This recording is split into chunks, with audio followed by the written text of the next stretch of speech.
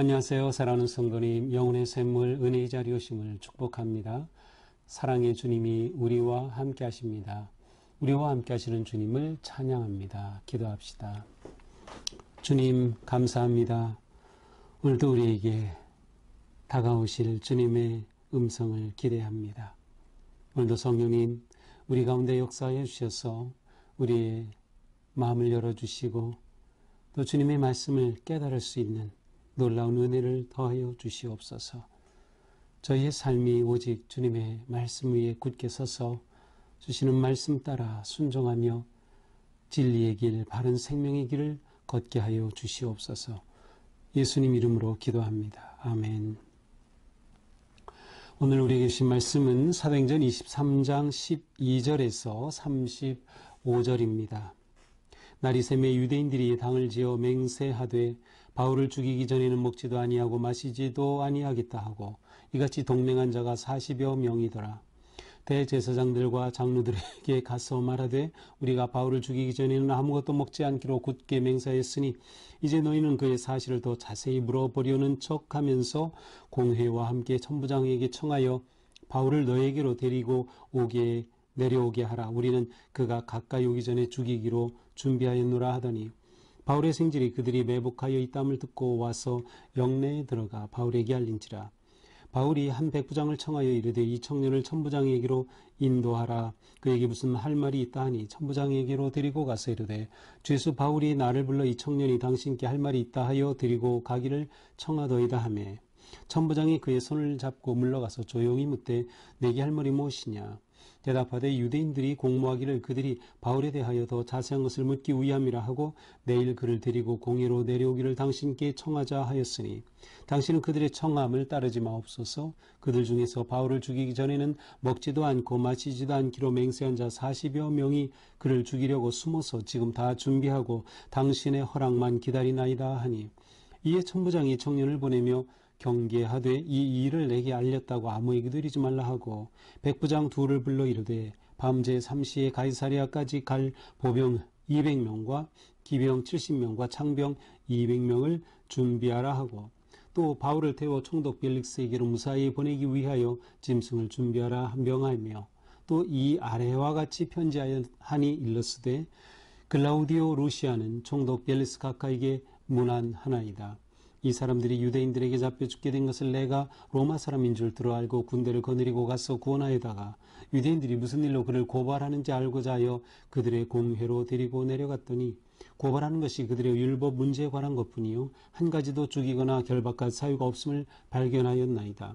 그러나 이 사람을 헤아려 하는 관계가 있다고 누가 내게 알려주기로 곧 당신께로 보내며 또 고발하는 사람들도 당신 앞에서 그에게 대하여 말하라 하였나이다 하였더라. 보병이 명을 받은 대로 밤에 바울을 데리고 안디바드리에 이르러 이튿날 기병으로 바울을 호송하게 하고 영내로 돌아가니라. 그들이 가이사랴에 들어가서 편지를 총독에게 드리고 바울을 그 앞에 세우니 총독이 읽고 바울더러 어느 영지 사람이냐 물어 길리기아 사람인 줄 알고 이르되 너를 고발하는 사람들이 오거든 네 말을 들으리라 하고 헤롯 궁에 그를 지키라 명하니라. 아멘. 자, 바울을 잡아서 투옥하고 처단하려던 이때 유대인들의 계획이 수포로 돌아갔죠.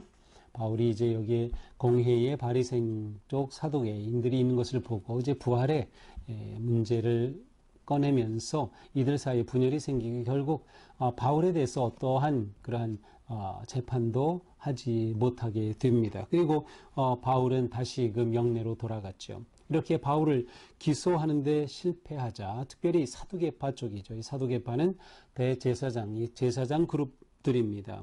자, 이렇게 되자 사람들이 어떤 사람들인가 하면 바로 바울을 기소하려고 하였던 이러한 주로 사두개 쪽의 사람들이겠죠. 그들이 당을 지어서 맹세를 하였습니다. 어떤 맹세인가? 바울을 죽이기 전에는 먹지도 않고 마시지도 않겠다는 겁니다. 아주 무서운 맹세죠. 열혈 당원들입니다. 바울을 죽이기 전에는 아무것도 안 먹겠다는 것입니다. 과연 무엇을 위한 열심인가요? 정말 바울에 대해서 그들이 제대로 알아보았나요? 아니면 정말 바울이 부활의 주님을 말했을 때, 그리스도를 말했을 때 그들이 그리스도에 대해서 한번 알아보려고 하였나요? 그러지 않았죠. 세상은 우리의 믿음과 우리의 존재에 대해서 또 우리의 신앙에 대해서 이해하려고 하지도 않고 알아보려고 하지도 않으면서 반대하고 비난하고 핍박하기도 합니다. 자, 이렇게 동맹한 자가 40명이나 되었어요. 그들이 대제사장들과 장로들, 어떤 사람들의 사두개파 쪽이죠. 그들에게 가서 말합니다. 우리가 바울을 죽이기 전에는 아무것도 먹지 않기로 굳게 결심했습니다. 그러므로 이제 너희는 그의 사실을 더 자세히 알아 물어보려는 척하면서, 자, 이렇게 하였으니 이제 방도를 찾는 겁니다. 바울을 죽일 방도예요. 죽이기 위해서는 일단 바울이 영내에 있으니까 끌어내야죠. 끌어내기 위해 어떻게 합니까? 바울에 관해서 소송하고 고발한 이 건에 대해서 좀 더 자세히 알기 위해서 바울을 다시 공의에 세워야 합니다. 라는 거예요. 그래서 그렇게 물어보려는 척하면서 공회와 함께 천부장에게 청하여, 공회도 소집해 주십시오. 천부장에게도 바울을 다시금 공회에 서게 해서 제대로 신문하게 해주시오 라고 하는 요청을 하라는 것입니다. 그러면 이제 바울을 데리고 공회에 참석하기 위해 올 때에 숨어서 기다리다 자객이 되어 바울을 죽이겠다는 것입니다. 자, 그런데 이 소식을 바울의 생질이 들었어요. 바울의 누이의 아들입니다. 어떻게 들었는지 모르겠어요. 아마도 이 열혈당원 가운데서도 바울과 연결되어 있는 사람이 있었는지 이 정보가 흘러나온 겁니다. 그래서 바울의 누이의 자녀인 생질에게까지 이것이 알려졌어요. 자, 바울의 가족이 성경에 언급된 것은 이것이 유일합니다. 바울의 가족은 성경에 전혀 언급되지 않아요. 바울이 결혼했는지, 바울의 부모는 어떤지, 바울의 형제 자매가 있었는지 아무런 기록이 나오지 않아요. 아마도 추측건데 그것은 바울이 회심한 후에 바울이 유대교를 배반한 셈이죠. 이러한 상황 속에서 바울의 가족들은 바울을 떠나보내고 바울을 만나지 않는 그러한 상황인 것 같습니다. 그래서 바울을 그 가문에서 추방한 것이죠. 왜냐하면 바울은 자기의 아버지도 바리새인이었다. 바리새인이 히브리인이었다. 히브리인 중에 히브리인이었는데 이러한 바울이었는데 바울이 이렇게 유대교를 배반한 셈이 되니까 아마 이렇게 됐을 거다라고 믿습니다. 바울이 결혼했을까요? 일반적으로는 바울은 결혼하지 않았을 거다라고 보지만 그러나 또 한편으로는 바울이 결혼했다라고 보는 쪽도 있어요. 단지 결혼했지만 바울이 회심 후에 그 아내가 바울을 더 이상 만나지 않고 그냥 내보낸 셈이죠. 또 바울이 복음을 전하기 위해 스스로 나온 셈이에요. 더 이상 가족과의 관계는 이어지지 못한 것으로 보입니다. 자, 그렇다면 바울은 어쩌면 순교당할 때까지 가족의 구원에 대해서는 정말 그의 큰 기도 제목이었을 것 같습니다. 자, 어쨌든 바울의 생질이 이 소식을 알고서 바울에게 알려줍니다. 그러자 바울이 백부장을 불러서 백부장에게 이러한 상황을 말해줍니다. 그래서 이 청년을, 이 아이를 데리고 천부장을 좀 만나게 해주시오. 그래서 백부장을 통하여 바울의 생질이 천부장을 만나게 되죠. 그래서 당신께 할 말이 있다고 합니다. 천부장이 물어보죠. 도대체 무슨 말이냐? 조용히 물어봅니다. 그러자 바로 바울의 생질이 말하죠. 이렇게 바울을 죽이려고 하는 공모가 있습니다. 그래서 내일 당신에게 바울을 보내달라고 공회에 다시 한번 바울을 놓고 소송하고 또 신문하고자 하는 그러한 자리를 마련해달라고 요청할 겁니다. 그렇게 해서 바울을 보내면 죽이려고 하고 있습니다. 라는 것을 알려줍니다. 그래서 당신의 허락만 기다리나이다. 자, 이 속에는 천부장에 대한 아주 막중한 책임을 부어주는 거예요. 이 천부장은 지금 처음에는 몰랐다가 로마 시민권이라는 권자라는 것을 알고서 이 바울에 대해서 함부로 하지 못하죠. 그런데 만약 자칫해서 이 바울이 이렇게 살해된다면 이것은 너무나도 큰 일이었어요. 그래서 천부장은 자기의 책임을 아주 깊이 느끼게 되는 것이죠. 그래서 이 청년에게 말하죠. 아무에게도 말하지 말라. 네가 말하는 것들이 누설되면 천부장의 계획이 흐트러지기 때문이죠. 자, 천부장은 어떤 계획을 세웠습니까? 23절 백부장을 불러서 말하죠. 자, 이제 밤 제3시에 가이사랴까지 갈 보병 200, 기병 70, 창병 200명을 준비하라. 그날 밤에 떠나는 겁니다. 날이 새면은 안 돼. 얼른 급하게 조금이라도 위기를 벗어나기 위해서 이렇게 서두릅니다. 그래서 전부 몇 명이에요? 470명의 호위 병사들을 준비한 겁니다. 야, 이렇게 병력을 동원했어요. 470명이면 그 당시 예루살렘을 호위하던 수비하던 수비대가 대략 1000명이라고 본다면 그 수비 병력이 50%를 지금 뺀 셈이에요. 물론 이들이 이제 뒤에 나오는 가이사랴까지 다 470명이 동행한 것은 아니고 아마도 안전한 지대까지, 그러니까 예루살렘에서 어느 정도 거리까지 바울을 죽이려고 하는 자들이 따라와서 처단하거나 하는 것을 할 수 없는 그러한 안전한 지대까지는 이 470명이 함께 호위해서 이동하는 것이겠죠. 그리고 이제 그 후에는 이제 소수만 바울을 데리고 아마 가는 것이 아닌가 이렇게 생각해 볼 수 있어요. 자, 이렇게 준비하라 해서 곧장 공문을 써서 바울을 총독에게로 보냅니다. 자, 이 당시 총독은 가이사랴에 머물러 있어서 실제로 가이사랴는 헤롯 대왕이 지은 왕궁이 있었는데 이제 이 왕궁이 이 시대에는 바로 총독의 관저가 된 셈이죠. 그래서 가이사랴에서 총독이 있는 바로 그곳으로 이제 바울을 보내는 것입니다. 이 당시 총독은 벨릭스라고 하는 그런 총독인데 이 벨릭스는 아주 포악한 총독으로 알려져 있어요. 벨릭스는 이제 유대를 다스린 4대 총독이고요. 52년부터 59년, 어떤 책에서는 60년이라고 되어 있는데 하여튼 52년에서 60년 정도까지 4대 총독으로 통치했던 사람이 바로 이 벨릭스입니다. 아주 포악한 벨릭스. 바로 이 벨릭스에게 바울을 보내는 거죠. 왜 보냅니까? 천부장이 볼 때 이거 일이 커지면은 어떻게 할 수 없어요. 자기 책임을 얼른 떠넘기는 셈이죠. 그래서 로마 시민권자에 관한 일이기 때문에 감히 자기가 어떻게 할 수 없다라고 생각하고 벨릭스 총독에게로 보낸 셈입니다. 자, 이렇게 벨릭스에게 보내면서 편지를 했어요. 그 편지 내용이 27절부터 나오죠. 26절부터 나오죠. 글라우디오 루시아는 바로 이 천부장인 자기 이름이에요. 저 천부장은 총독 벨리스 각각이 무난합니다 하면서 아주 전형적인 그런 서신 형식을 가지고 이제 기록해 놓습니다. 자, 여기서 좀 재미있는 것은 누가가 이 누가복음과 사도행전을 기록했는데 어떻게 이렇게 총독에게 보낸 천부장의 편지의 내용까지 알 수 있었을까? 좀 궁금해졌습니다. 물론 뭐 답은 없지만 우리가 추측해 볼 수 있습니다. 어쩌면 천부장이 바울에게 그 편지를 쓴 것을 보여줬을 수 있어요. 로마 시민권자이기도 하니까 내가 이렇게 써서 너를 총독에게로 보낸다 라고 할 수도 있고, 아니면 이제 벨리스 앞에 섰을 때 그때 바울을 신문하면서 그곳에서 이 편지를 읽었을 수도 있습니다. 이렇게 해서 어쨌든 이 편지의 내용이 밝혀지지 않았을까 하는 생각입니다. 자, 이렇게 편지를 써서 보냅니다. 그러면서 천부장이 이렇게 말하죠. 이 사람이 유대인들에게 잡혀 죽게 된 것을 내가 로마 사람인 줄 들어서 알고 군대를 거느리고 가서 구원하여다가 유대인들이 무슨 일로 그를 고발하였는지 알고자 하여 공회로 데리고 내려갔더니, 거짓말이죠. 그는 바울이 로마 시민인 줄 몰랐어요. 그를 끌어오고 오히려 그를 채찍질하려고 하죠. 그러다가 바울이 로마 시민이라고 하는 것을 밝히니까 그제서야 채찍질하던 것을 멈추고 가죽끈으로 묶었던 것을 풀어주고 했잖아요.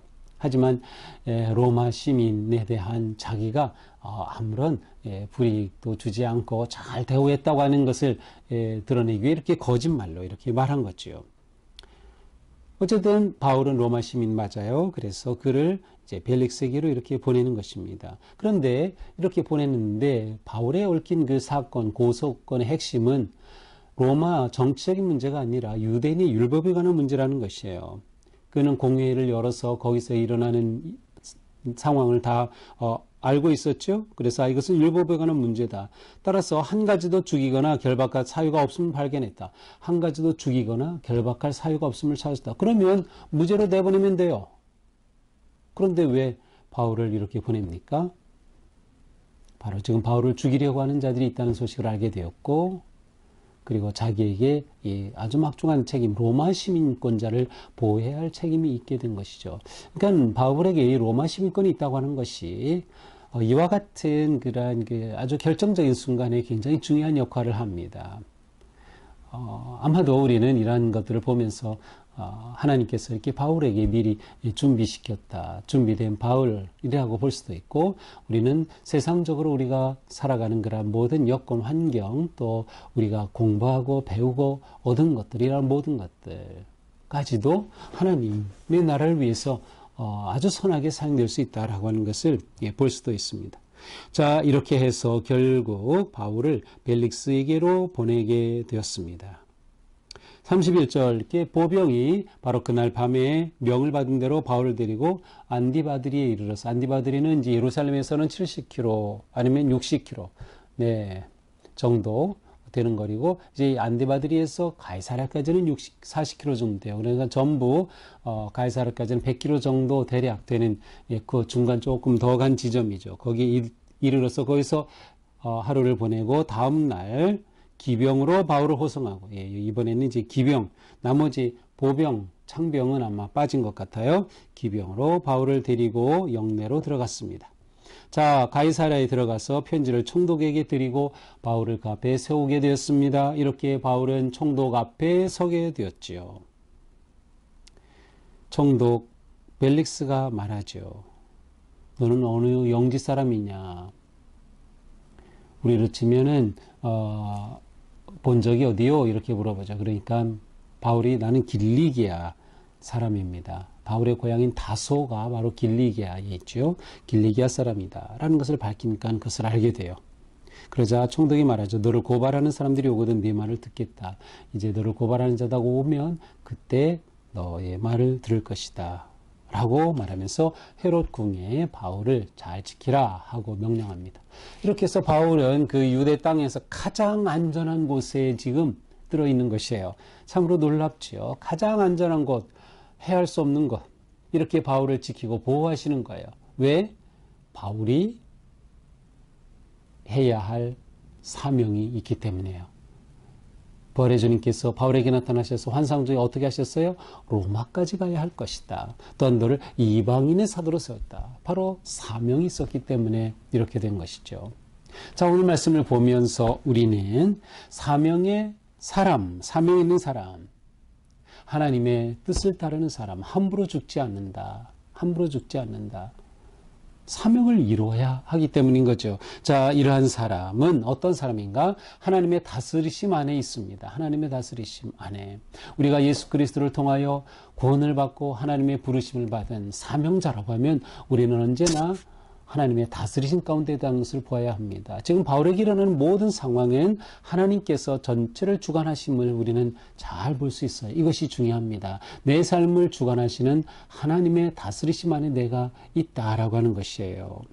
그때 하나님께서는 나를 보호하시고 나와 함께 하신다.